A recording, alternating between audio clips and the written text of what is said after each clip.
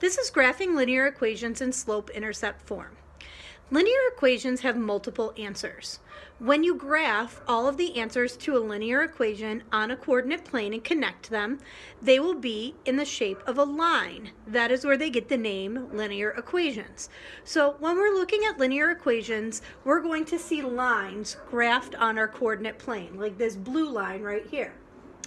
The x-intercept is the x-coordinate of the point where the line crosses the x-axis. It is always where y equals 0. So this horizontal line right here is our x-axis. And where this blue line hits the x-axis is this point 2, 0. So I would say this is my x-intercept. The x-intercept is 2. It always occurs where y equals 0 because all of the points on the x-axis have a 0 for their second coordinate. This is like 1, 0, 2, 0, 3, 0, 4, 0, and so on.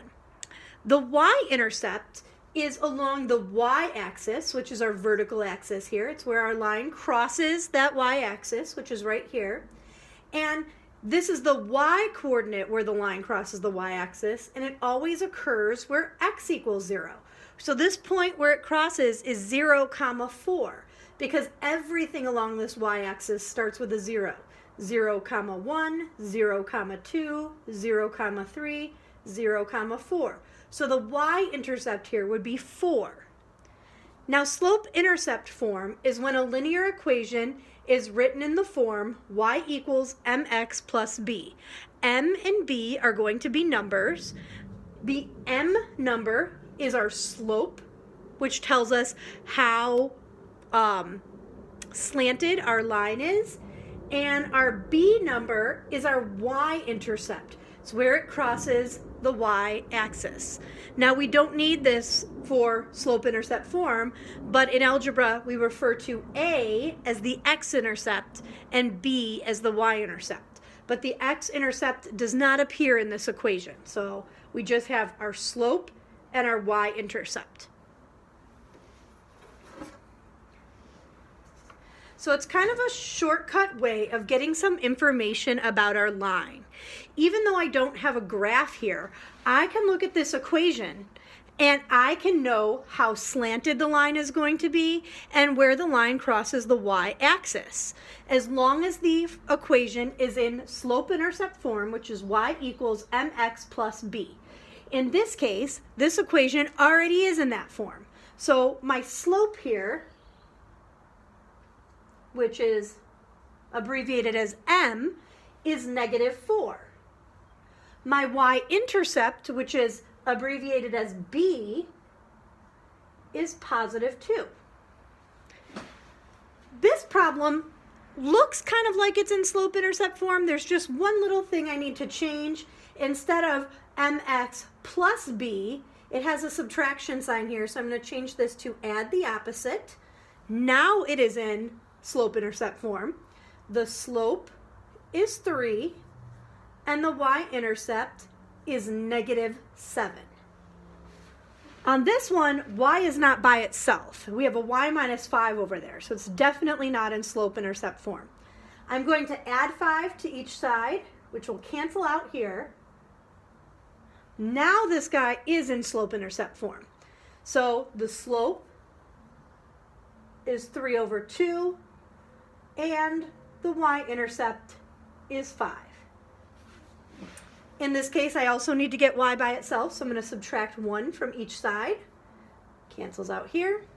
So my slope is -2/3, and my y-intercept, this case I also need to add the opposite, is -1.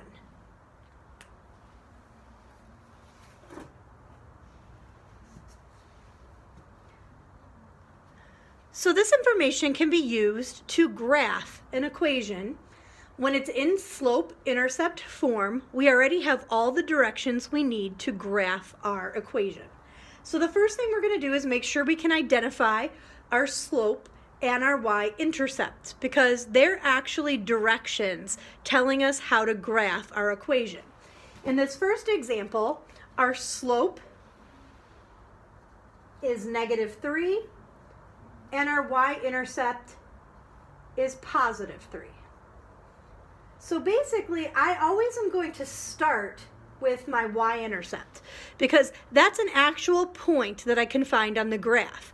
So y-intercept is 3. That means I go to the y-axis and I find positive 3.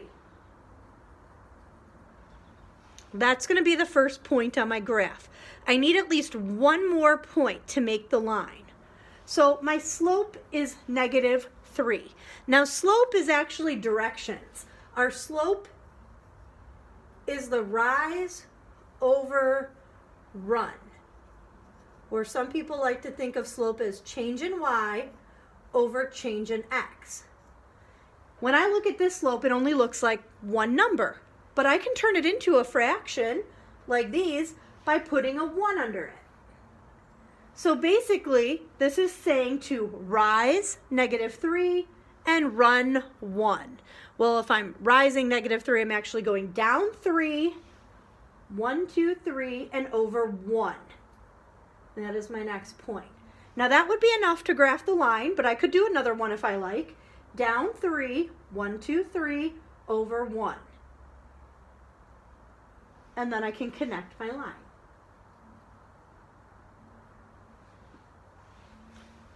So let's try another one. So I need to know my slope, which in this case is 1/3. This time it's kind of nice, it's already a fraction. And my y-intercept, which if I do add the opposite, is negative 2. So I start at negative 2. I find negative 2 on the y-axis. I always start with my y-intercept. Slope is directions to my next point. So rise 1, run 3. Rise 1, run 3. 1, 2, 3. That's enough to make my line, but I can do another one. Rise 1, run 3. 1, 2, 3. I'm estimating about right there. And there is my line. Let's try one more. This time, it looks like I don't have a slope. Well, if I don't have a slope, it's a ghost 1 that I can stick in there. And if I want to make that a fraction, it's going to be 1 over 1. My y-intercept is 1. So I'm going to find 1 on my y-axis. And then I'm going to use my directions to get another point on the line. So rise 1, run 1. Can do another one if I like. Rise 1, run 1. And that's enough to create my line.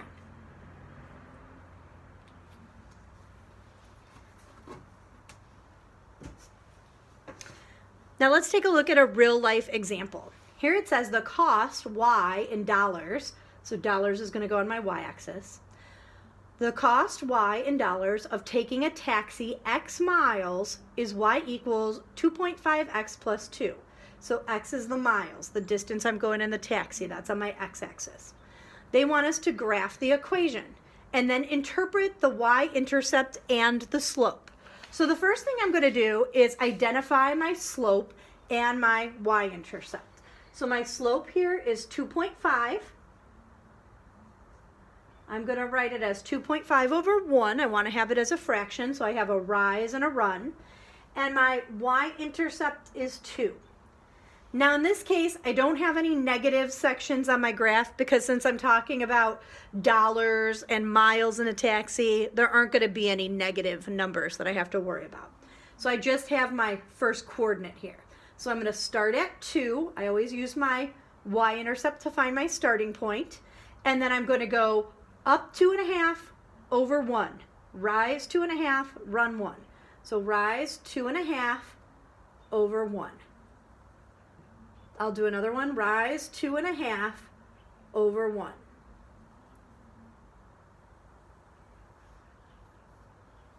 So what do these actually mean in this situation? That's what they're asking us when they say to interpret the y-intercept and the slope. So the y-intercept was 2. That's where we started. So that's basically telling us that when we get into the taxi, there's an initial fee of $2. So right away, we haven't gone any miles. So just the service of using the taxi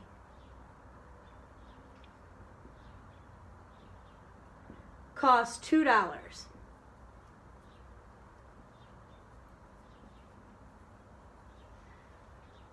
So it costs $2 as soon as you get in.